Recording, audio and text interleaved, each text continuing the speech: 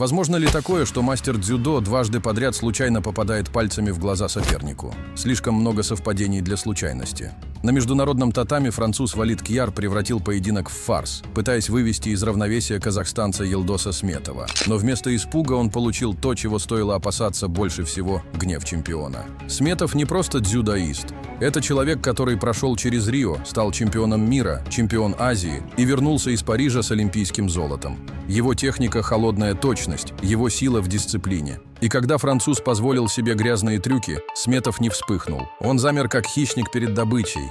Следующие секунды стали уроком для всех, кто путает наглость с отвагой. Елдос хладнокровно перехватил инициативу, шаг за шагом разрывая защиту соперника.